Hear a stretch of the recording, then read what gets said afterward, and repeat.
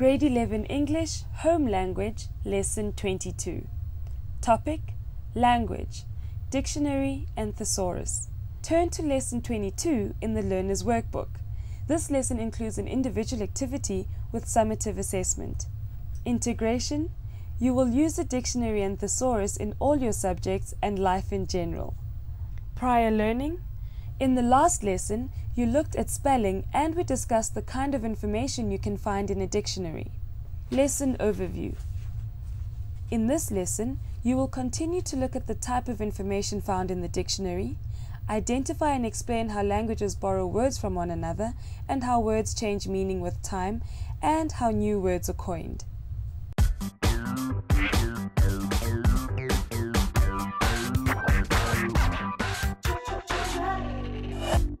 Hi, I'm Mary. And I'm Janet. Now remember, in our last lesson we were busy with dictionary skills, and today you need to have your dictionary next to you. Remember the last time I reminded you? I see you have yours, Janet. Today we will be busy using the dictionary, and you will be able to see how we use our dictionaries. Now Janet, we find that many of our learners need to understand the degrees of comparison. Right, and adjectives. Of adjectives, okay, yes. Right. And the problem is that they use these adjectives, but they don't use it correctly.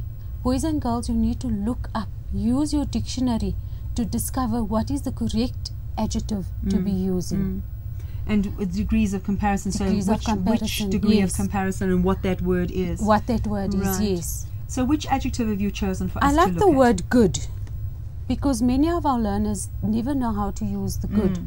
Some of them says he's gooder than the other boy, Right. or he's goodest. So let's see what the adjective good is. Okay, so if I turn to my dictionary. Yes, you're looking at your dictionary now, I and you're going to up look up the good. meaning of the word good. I'm using the little Chambers Macmillan Senior Phase 1. So it's a small dictionary designed for learners, and we Yes. find this. Okay. So we see good, we then have better and best. They've given us an example there. I am a good swimmer. My father is the better one, but my sister is the best. Good. Mary, why have they said here see also well? Because well is another adjective that we can use in place Okay. of good. Let's look up the Alright. word well and see Okay. what it means. Is well an adjective, and in what form is it Alright, used? I've got well here. I've got well as a noun, so I don't want that. You don't want that. You Right. want an adjective. There Number it is as 2. an adjective, and it Yes. says healthy, Healthy. or all right. But here it says it's also an adverb. An adverb, yes. So does that one? Yes, it also does have degrees of comparison. Well, and better, and best. best. So good, better, best. Well, better, best. So the Yes. adjective and the adverb have the same degrees of comparison. Yes, okay? it does. So I think that's why they wanted us to look up the word well Right. as well. And it says, my aunt knows me well, my sister knows me better, but my mother knows me best. Can you see? We go Right. back to, they refer you back to Right. good.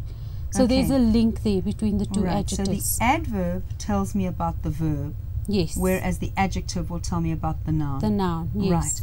And do people, you said students get this muddled, do people get the good and the well muddled as well? Yes, they do. In some cases, we do have learners who don't know when to use good and when to use well. Sometimes learners say, I am good. How are you? And they say, I am good. Ah, yes, that's So in that very sense, common. they use it incorrectly. Right. Whereas he should be saying, I am well today, Yes. or I am feeling Okay. well. Right. So that's the example Right. that I've discovered with Right. my learners. And what about the advertising? I remember the chicken ad. Yes. It tastes so good because it eats so good. And it should be?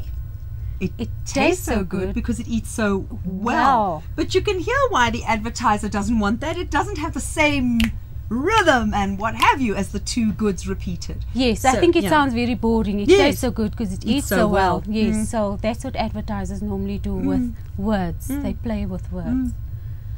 And now we're going to look at the next assessment standard, and it states, identify and explain how languages borrow words from one another, how words change meaning with time, and how new words are coined.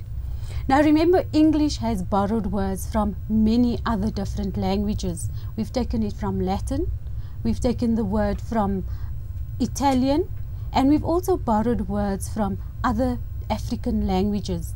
Look at the word. There are so many words for the word meeting. Now, if I look at my notes, we can see that from the Zulu word meeting, we then have indaba.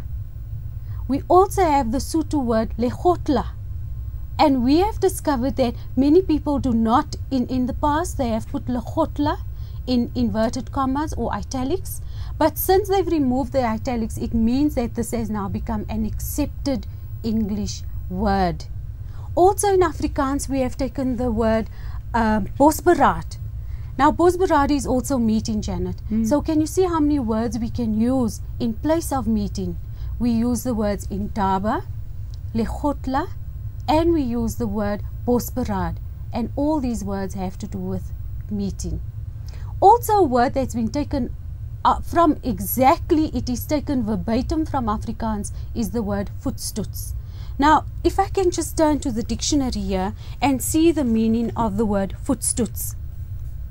Now, I must remember that whenever my husband buys a car, he normally has a little letter, an affidavit saying that Mr. M.S. van der Merwe has bought this car, voetstoets. Now, let's look up the meaning of the word voetstoets. Mary, which dictionary are you using to look up voetstoets in? Because I don't think it's going to be in some of mine. I'm sorry, we're using the Oxford School Dictionary, and you can see it's very simple, very to the point meanings of the words. But it's the South African schools. It's the South African schools. So can you see words, South African words, because of the 11 official languages, we are taking those words and accepting it into English.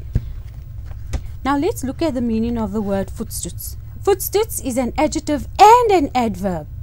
And in brackets it says, of a thing sold as it stands. And we've been given an example there. The car was sold voetstoets of a sale at the buyer's risk, a voetstoets clause.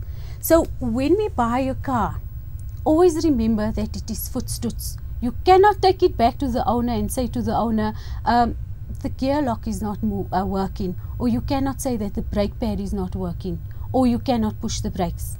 Even though you have signed the affidavit for voetstoets, it does not always mean that there's something wrong with the car.